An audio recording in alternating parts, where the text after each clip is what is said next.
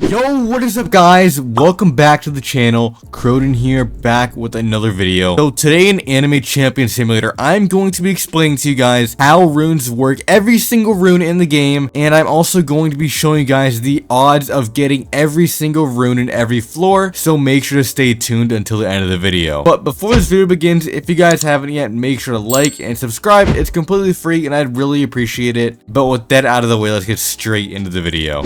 Alright everybody, so first, before we end up talking about everything that we're going to be doing in this video, we're gonna have to talk about what runes actually are. So runes are just accessories that are separate from the things such as quirks and skins. They are their own separate function that you can equip one per unit, and they have two main stats and one substat. The main stats will be changing throughout the runes that you get, but the substats are going to be the same for that type of rune, and you guys can only use one per team because they do not stack. Every rune is free to remove, however it will get rid of the rune, so if you guys do want to keep your rune or transfer it to another unit, it is going to cost 1,000 gems every single time. But with that out of the way, let's go ahead and talk about every single rune and what they actually do. So to start off, there is Divinity, and at Cosmic it will give your entire team plus 20% ult damage without using an ability. So basically every single time that I say it's not using your ultimate ability, and that means it is going to be used on a warrior build. You can use it on a mage build, but it is not going to be generally as efficient. But next, let's go over Wrath, which is going to give your team an entire 20% damage bonus. Now, if you have the legendary, mythical, or any other version, it is going to be less percentage, but you can upgrade your runes all the way up to plus 50, which will give them a significant increase in percentage as well. But enough about that, let's move on. So there's Anarchy, which gives your entire team a 20% boss damage bonus, which is very good, especially with boss damage being the best type of rune in the game right now. Next up, we have Assault, which is going to give your entire team plus 20% punch damage. Pretty decent rune, especially if you are rocking a Celestial Boxer team for Devour. Would work very well for that. So next up, we have Restoration,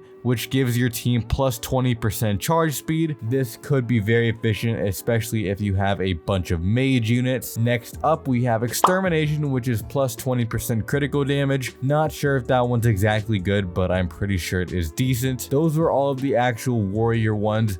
But now let's go over the ones that are going to require you to have an actual mage build in order to work. So starting off, we have Magical Surge, which gives your units a 30% ult damage for 15 seconds after using your ultimate ability. So what that means is that every time that the equipped unit ults, then your entire team will receive a 30% ult damage buff for 15 seconds. Next up, we have Kingslayer, which gives your units a 30% boss damage after using their ultimate, which is honestly one of the best ones in my opinion because it gives boss damage, which is extremely OP right now, and everything after this point is going to be for 15-second buff as well, so keep in mind when I do say that. Next up, we have Flurry of Fist, which gives a 30% attack speed for 15 seconds after using the ultimate. After that, we have Healing Touch, which gives 30% charge speed after using your ultimate. Raging Onslaught, which gives a 30% punch boost for 15 seconds after using your ultimate. Encouraging Shout, which gives 30% total damage buff for 15 seconds after using your ultimate. And the last rune, Devastating Blow, gives a 30% critical damage buff for 15 seconds after using your ultimate. So obviously all these runes are pretty solid. You know, there's obviously going to be ones that are better than the others, such as the boss damage runes, but they're all going to be generally very helpful. But now I'm going to be showing you guys the rates of every single cosmic rune in the game so that you guys obviously know the best ways that you guys can farm. Alright, so here you can see that floor 1, your chance of getting a cosmic, aka a secret rune, is going to be a 0.25 chance, and on the bottom here it shows you that you would need 405 chests on average to receive a cosmic from floor 1. Previously you could not get a cosmic from anything under floor 3, which is why I held off making this video because I knew that they were going to inevitably change it. Next up at floor 2, you will see the chance of a cosmic is a 0.49%, which means it would take you on average 205 chests to get a cosmic. Next Next up, we have floor 3,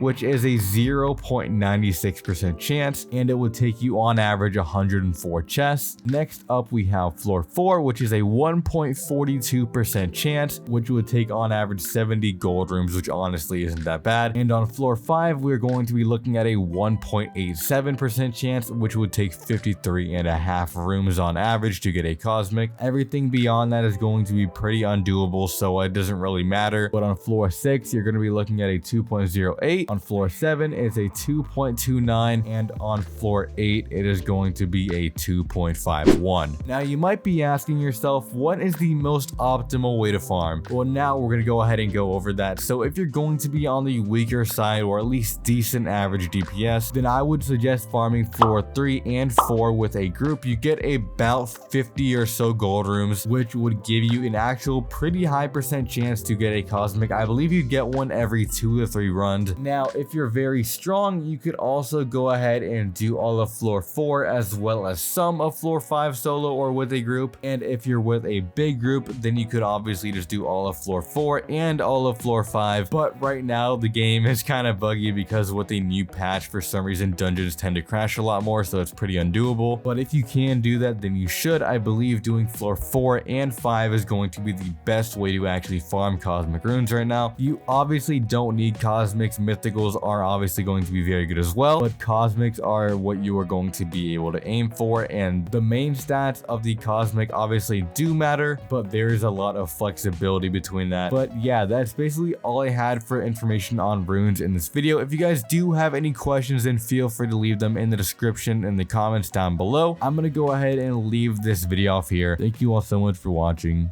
Peace.